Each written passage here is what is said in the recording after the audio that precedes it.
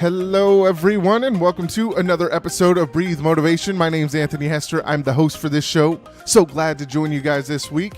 My goal is to help you find purpose and passion in everything you do on a day-to-day basis, and that is exactly why I'm here.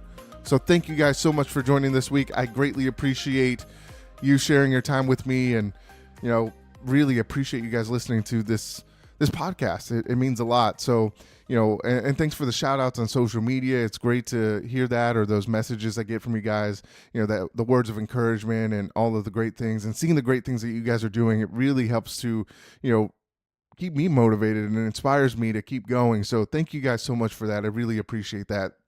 So let's get started with today's definition. The definition for today is to react. It's respond or behave in a particular way in response to something.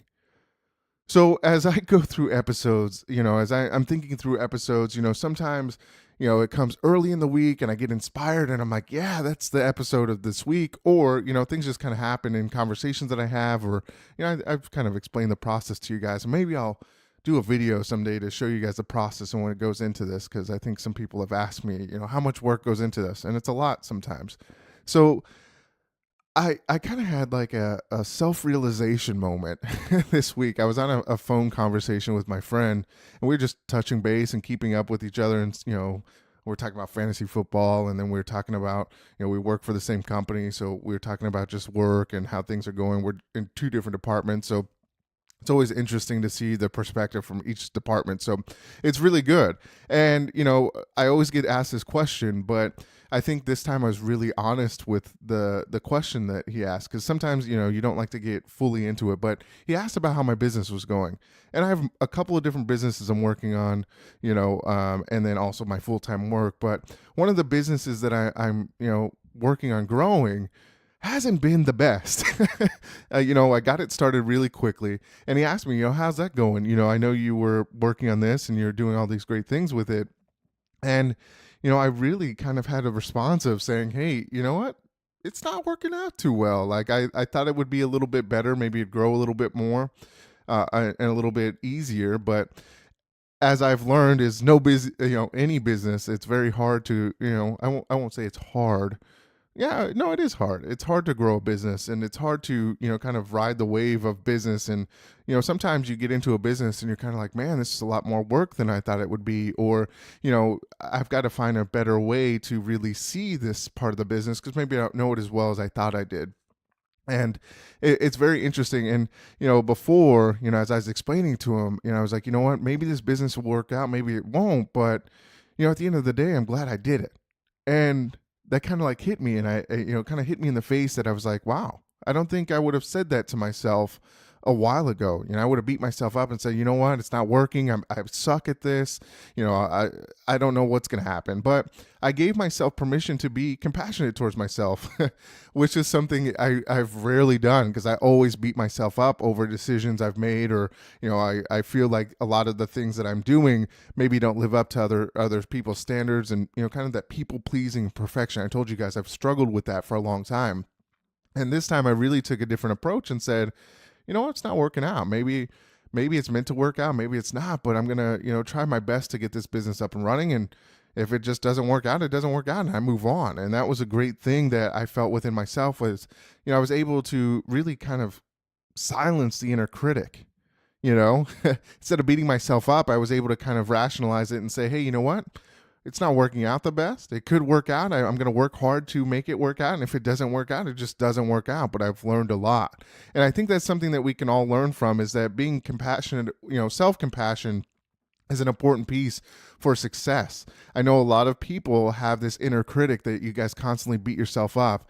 I could tell you a million different things that I probably have told myself, and you'd be like, wow, I can't believe you would say that. And maybe some of you guys have struggled with that same thing, but there's many times where I'm like, man, I suck. I'm not a good person.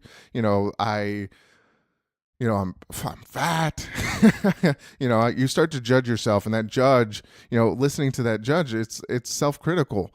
And that's one of the biggest things that a lot of people struggle with, is that inner critic. And I'm telling you, you've got to be able to turn that volume down and really just kind of, there's times where I'm like, man, you just got to treat yourself like you would treat other people, because realistically, a lot of those things that come out of your mouth or into your mind that are said are learned behaviors.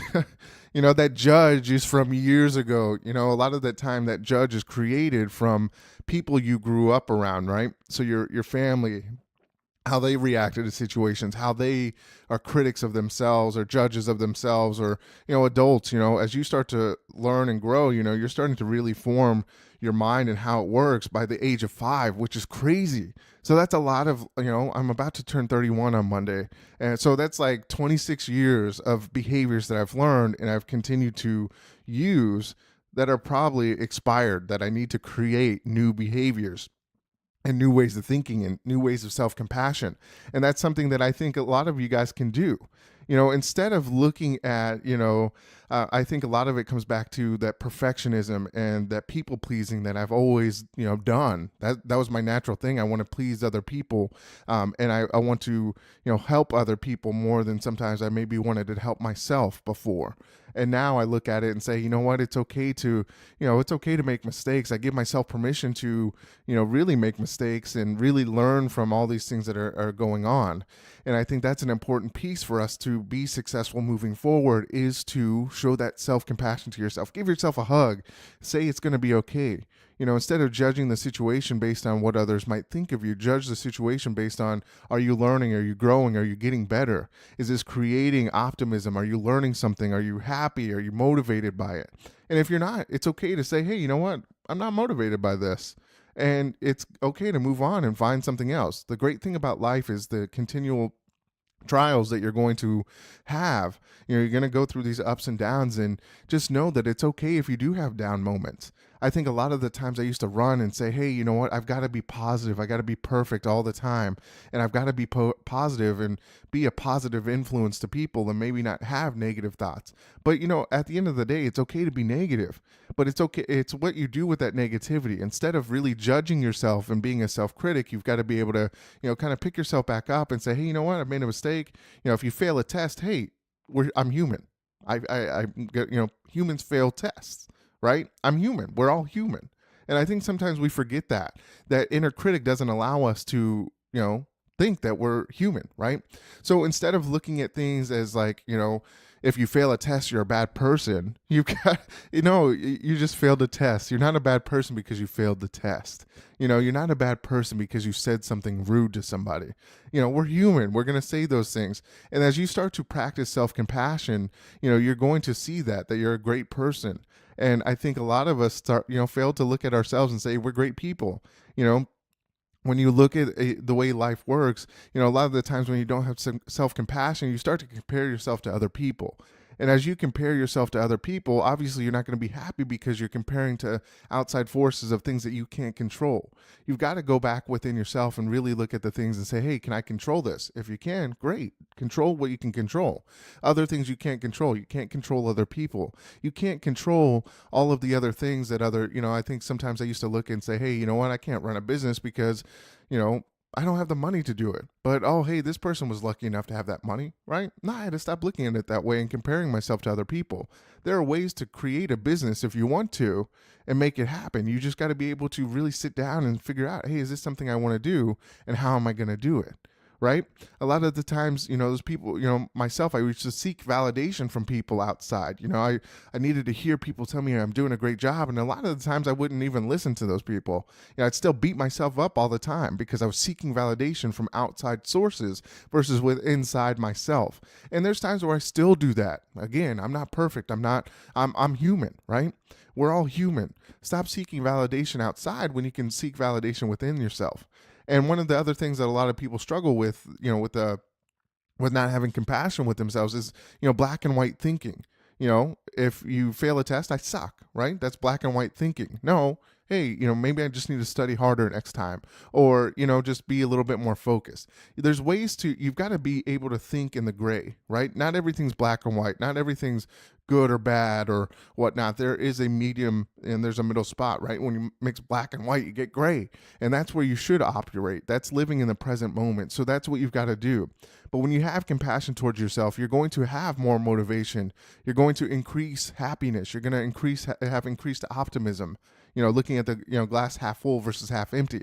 You're going to learn a lot more. You're going to be open to a lot of great ideas. And I think that's an important piece for you to move forward, is to have that compassion with yourself. Self-compassion is very important, and they compare self-compassion with self-esteem, right? Self-compassion is more internal. Self-esteem is, can go up and down. When you have more compassion for yourself, obviously your self-esteem is going to go up higher because you have a sense of yourself, which is very important. So start giving yourself a little bit more love. Start giving yourself a little bit more credit. You deserve more credit, and you deserve great things within your life. And just know that ups and downs are going to happen, and it's okay for those downs to happen. And don't get stuck in the woe is me, right? Don't be the victim. Find your way to be the victor, and attacking those inner critic thoughts, right? That's something I always tell people is, when you start to have that inner critic within yourself, you've got to be able to challenge those thoughts. If you say you're a bad person, challenge that question. First thing I throw back is, why am I a bad person? Right? And a lot of the times I don't have an answer for that. And then when I say, why am I a good person? Guess what? I have a lot of reasons for that, right?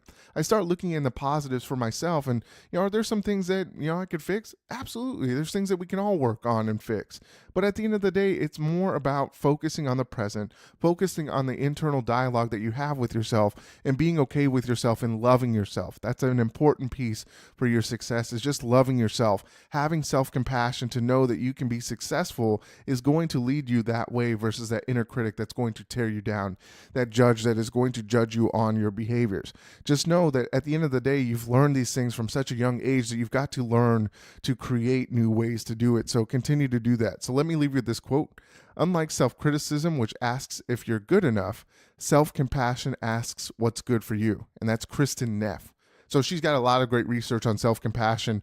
Google her. It's a great information, a lot of things that you can learn from that. So follow me on Instagram and Twitter at Breathe Motivate. Like my page on Facebook, Breathe Motivation. Check out the website, breathemotivation.com.